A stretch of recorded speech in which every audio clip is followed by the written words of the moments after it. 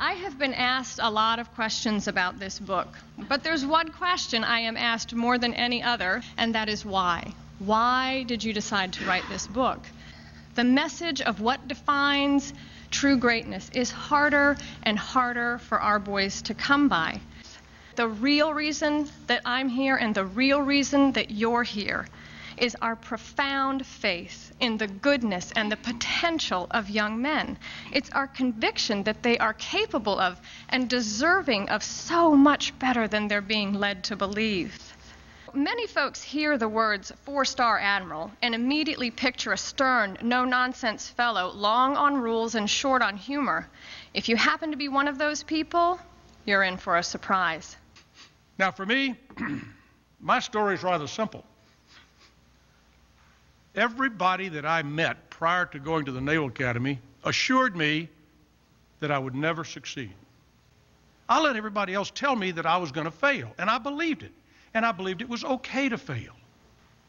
And I had given up. I had given up on myself because I wasn't a good student, never had been, probably never would be. But I thought it was okay to go home, to fail. Ladies and gentlemen, I got involved in this book because I want my grandsons and anybody else's grandsons to have an opportunity to read about a guy who had given up on himself but finally realized who was in charge, took charge, and did something with it. And I hope a lot of people read it. Admiral Smith came to us all the way from North Carolina, and our next speaker, Tim Siebels, is coming to us from Old Dominion University, where he is an assistant professor there. The most important thing to me about the project was the chance, what I thought was the chance to reach people who I would never meet. Certainly kids, particularly boys from the inner city, but all boys, of course, you know, we're all kind of wrestling with the same kinds of demons, it's just different circumstances, but a chance to establish a lifeline, for lack of a better term. The next speaker is Tim Reed, and I have to make full disclosure that one of my dear friends and mentors in life is his lovely wife, Daphne Maxwell Reed. That was my in. As I listened and reflected on the book and thought about the theme, and you think about what's going on in the world today, tonight is a very important night, not only for Kelly, but for the community at large. Because the more we talk about what it takes for a young man to grow up in the world today and exist and carry on a decent life, it's good. So young people are very impressionable. And I hope that this book reaches as many of them. But it's going to take you not only giving the book, but reading the book and approaching these young people and letting them know that sometimes it could be just as simple as improving one's character. Thank you.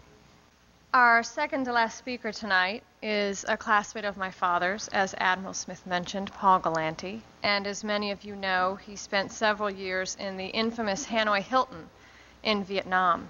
This book is the most timely thing I've ever seen. I hope it really goes well. I hope some alum of St. Christopher's gets a copy for every young man in this school.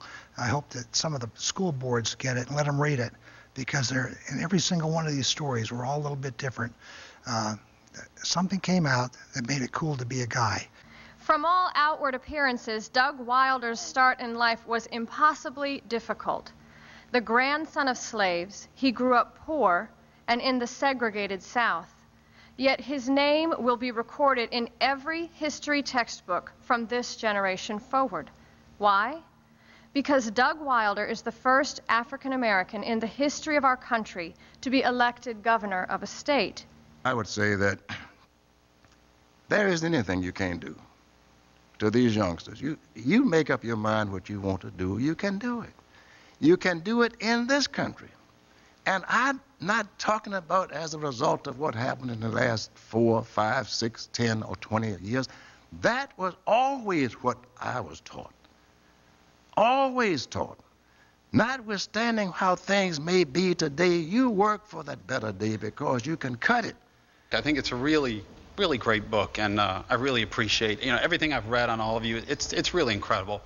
It'll be mandatory reading for my sons. I have 2.